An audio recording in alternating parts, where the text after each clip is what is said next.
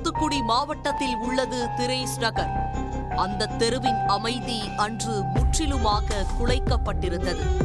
போலீசாரும் பகுதிவாசிகளும் அங்கிருந்த வீட்டின் முன் குவிந்திருந்தார்கள்.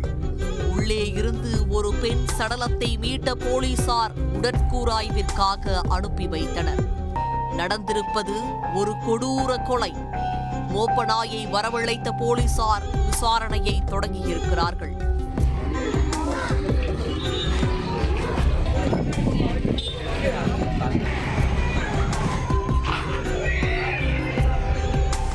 கொல்லப்பட்டவர் சக்தி மகேஸ்வரி, 38 வயதாகிறது. இவரது கணவர் ராமசுப்பு. இந்த தம்பதிக்கு 2 பிள்ளைகள் உள்ளார்கள். ராமசுப்பு கடந்த சில வருடங்களாக கர்நாடகாவில் செல்போன் டவர் அமைக்கும் வேலை செய்து வந்திருக்கிறார். பெரும்பாலும் அவர் கர்நாடகாவில் தங்குவது வழக்கம். சக்தி மகேஸ்வரி வீட்டில் பிள்ளைகளை கவனித்து வந்திருக்கிறார். சம்பவத்தன்று பிள்ளைகள் பள்ளிக்கு சென்றுவிட்ட நிலையில் மகேஸ்வரி மட்டும் வீட்டில் தனியாக இருந்திருக்கிறார். மாலை 3 மணியளவில் திடீரென மகேஸ்வரியின் வீட்டிலிருந்து அலறல் சத்தம் கேட்டிருக்கிறது. அக்கம் பக்கத்தினர் ஓடி வந்திருக்கிறார்கள். மகேஸ்வரியின் வீட்டிலிருந்து 2 சிறுவர்கள் கத்தியோடு தப்பிச் சென்றுள்ளார்கள். உள்ளே மகேஸ்வரி சரமாரியான வெட்டுக்காயங்களோடு இரத்த வெள்ளத்தில் சடலமாக கிடந்தார். உடனே போலீசாருக்கு தகவல் தெரிவிக்கப்பட்டிருக்கிறது.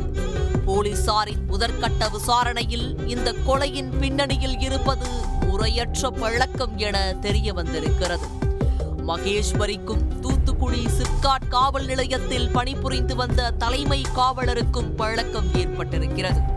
போலீஸ் ஏட்டுவிற்கு திருமணமாகி மனைவி மற்றும் ஒரு ஆண் ஒரு பெண் என 2 பிள்ளைகள் உள்ளார்கள்.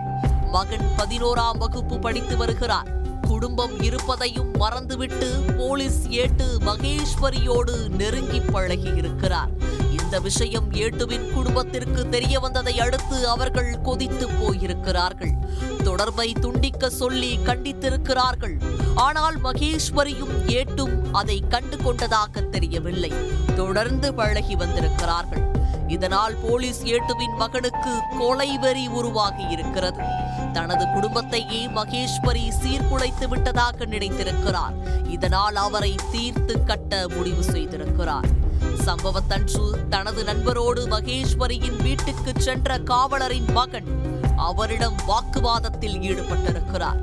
பிறகு மறைத்து வைத்திருந்த அரிவாளால் மகேஸ்வரியை சரமாரியாக வெட்டி கொன்றிருப்பது போலீசாரின் விசாரணையில் தெரிய வந்திருக்கிறது. தப்பியோடிய இருவரை பிடித்த போலீசார் அவர்களிடம் விசாரணை நடத்தி வருகிறார்கள். புத்தகத்தை தூக்க வேண்டிய வயதில் அரிவாளை எடுத்து கொலை செய்திருப்பது அந்த பகுதிவாசிகளை அதிர்ச்சி அடைய வைத்திருக்கிறது. உடனுக்குடன் செய்திகளை தெரிந்து கொள்ள சன் நியூஸ் பெல் ஐகானை கிளிக் பண்ணுங்க.